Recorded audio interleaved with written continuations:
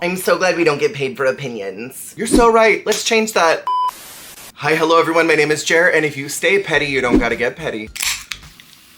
This morning I pissed off a lot of people whose parents are cousins, so I decided to bring that rage over here too. Because my opinions must be rage bait if their little pea brains cannot comprehend a single intelligent thought that's different from what everybody else is saying. So today I'm going to be sharing my top 9 favorite Drag Race promos across the entire Rooniverse for those that I've seen. There are still 11 seasons I have not perceived yet. I will eventually get to them. So if y'all suggest a queen from Mexico 2, Brazil 2, España 4, Thailand 1, Belgique 2, Philippines 3, UK 6 and 7, no jokes. France 3, and maybe that's it. So what makes a good promo photo? Because a lot of people can't quite agree on that. Most folks think that something that is huge and loud is the most effective promo, but those aren't often good. A good promo photo should brand who you are as a queen. It should let us as the audience know what we're in for, and it should match the theme. There have been plenty of queens who have been photographed for their promo, and they looked amazing, but delivered subpar mediocre looks. So a bold look doesn't always translate to being good. There's also memorability to factor in here. Some people have very memorable promo shoots, but there's like 800 queens in the Drag Race Rooniverse, and like 300 of those come from the US franchise alone. So let's get into this ranking. In my number 9 spot, I have, oh my god, God freaking bless. I have been obsessed with this promo photo since it aired. What is so brilliant about this look is that it's glam camp, and that is something that Uma does through the rest of this season. We always see high levels of camp from her. We see Uma not taking herself seriously, and that's represented here on the costume with the big bee nipples. I love this fluffy material on the outfit because bees are fuzzy. I love the structure of it. It makes an impact. It says a lot about who Uma is in one quick snapshot, and that's exactly what these photos should do. In my number 8 spot is gonna piss y'all off. It's Petita from Drag Race España season 3. I know a lot of y'all are gonna be mad that she's here because y'all just don't like Petita, and whatever, I really don't care about your weird parasocial dissertations. España 3 is different from everything else in the España universe, but Petita's a great winner. This is a beautiful promo. I love this intricate layering of both dresses on top of each other. We've got this beautiful silver column dress with all the gorgeous beading, this poofy eye-catching lilac over it, in the asymmetrical sleeves, that cool headpiece with the feathers coming off of it. This tells me exactly who Petita is, which is a maximalist, someone who is going to deliver high levels of excellence on the runway and is going to give us layering in a way that we don't usually see. Not a lot of queens are effective when it comes to layering costumes. The most layering a lot of the Drag Race girls will do is putting a corset over a dress, which, like, groundbreaking. Petita looks brilliant here. In my 7th spot is Kimmy Couture. I don't know what to tell y'all if you don't like this look. Again, having something loud isn't always good, and what I like about this is that it speaks volumes in its simplicity, and that's the perfect branding for Kimmy Couture. She doesn't walk the runway in the most dramatic costumes we've ever seen on Canada's Drag Race. We get a lot of corsets, a lot of bodysuits. It lets us know that we're in for someone who's going to be a solid performer. They're gonna give us a pretty look in a great color. They know their body, they know their shape, they know what colors work well for them. They're gonna give us something cool, but it's not gonna be crazy, and that's okay. Drag Race has convinced so many of y'all that the looks have to be insane. And yeah, it's a TV show, there's an element of exaggeration that has to come from that, but what part of this look is not exaggerated? The cut is immaculate. I love the asymmetry of the skirt panel on the side. The way the feathers are coming out on opposite ends is great, and then that's also mirrored in the headpiece. I love this C-ring headpiece, and then her little cigarette holder is so like, this is beautiful. My number 6 ranking is Satine Greco from Drag Race España season 5. Just a moment for Mother, please. Something we see a lot with older queens on Drag Race is that they tend to wear the very stereotypical drag queen fabrics, the iridescent, chunky glass shapes, standard mermaid gown, or a basic bodysuit with a panel behind it. What we don't often see from seasoned older queens is something like this that is more high fashion, that is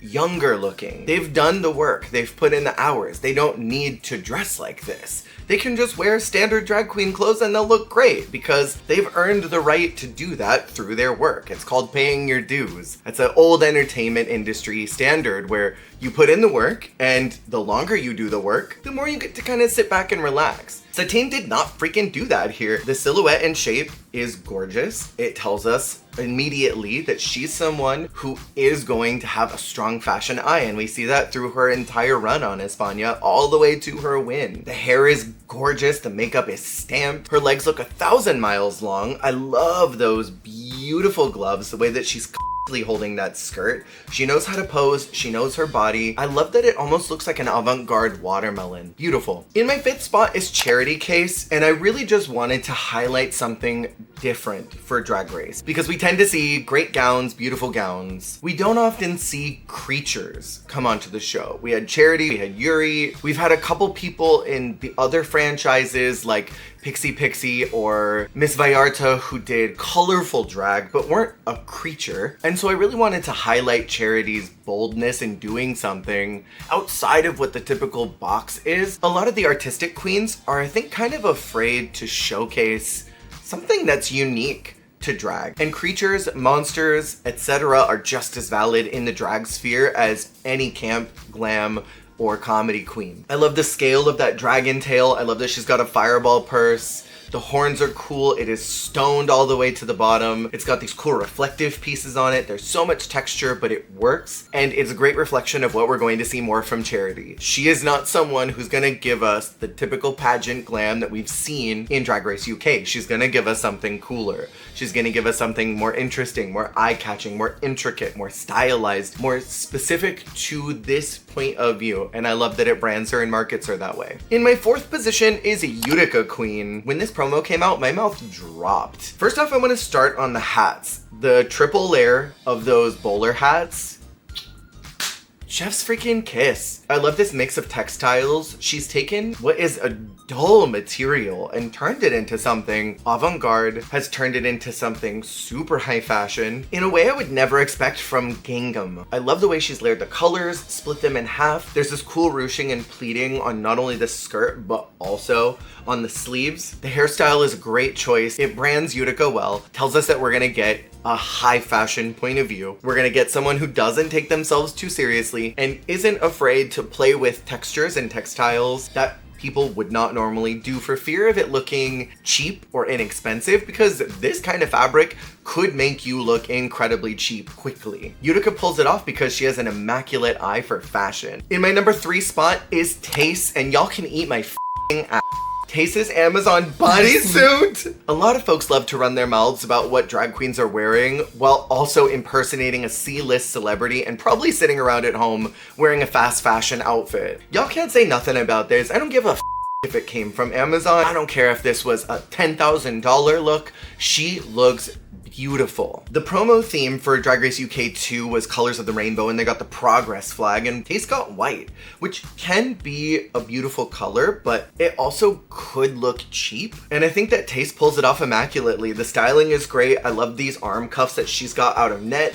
The leg cuffs are wonderful. The nude illusion with the pearls on it are cool. This looks like a precursor to her entrance look, and I really enjoy that. The feathers that are draped off of it are interesting. She's got a great shape. There is not one bad thing you could say about this look other than, ooh, it looks like she got it on Amazon. Okay, and she looks beautiful in it. Some of y'all could wear that and you'd look like a booger boot trash monster. And Tayce is the most beautiful woman on earth. Like, come on. My second favorite is Kennedy Davenport from Drag Race All-Stars 11. So Kennedy got purple, and genius to then think Prince. Come on, that's brilliant. Kennedy's been on Drag Race so many times. She's shown us so many looks, so many silhouettes. Kennedy, much like someone like Satine, has put in the work. She's paid her dues. But this, you can tell she put a lot of love and thought and effort into. I really love the skirt and those dangly bits that are coming off of the lining. That silver piping is super eye-catching. I love the pleats of the shirt. There is nothing wrong with this look. It's a beautiful take on the color purple while also referencing Kennedy's respect for artists that have come before us. Kennedy has a great respect for the entertainers of yesteryear, and I love that she represented that in this promo. And before we get to my number 1, a couple of honorable mentions. Selena Titties from All Stars 11. I enjoy this mariachi flamenco mix. Hanabeshi from Drag Race Philippines Season 3. I think the headpiece is my favorite part. She looks like a mascot for Jamba Juice. La Grande Dame from Drag Race UK vs. the World Season 2. I think that This beaded promo look is such a great callback to her original season, brands her well, shows us that, again, she doesn't take herself too seriously like she shows through the rest of that season. Ebony LaBelle from Canada's Drag Race Season 6. I think that this fortune teller look is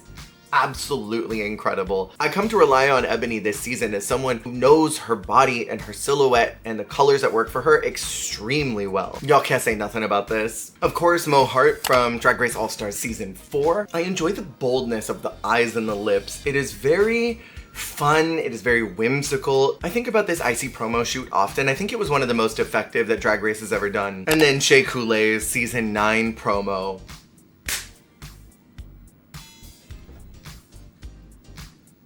I mean, every part of this is perfect. And then in my number 1 spot is Plastique Tiara from Drag Race All-Stars Season 9. Jesus Christ.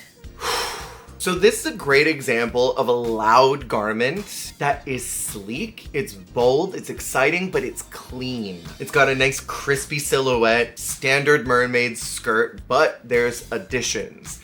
There's extra texture. There are these gorgeous straps that are going down the front that add extra interest. The intricate way that the sleeves have been constructed. I love the crisscross as it gets down to the crotch area and goes into the mermaid skirt. Those 2 straps that hang down are so fashion forward. And then she's got this beautiful panel that goes all the way down the front.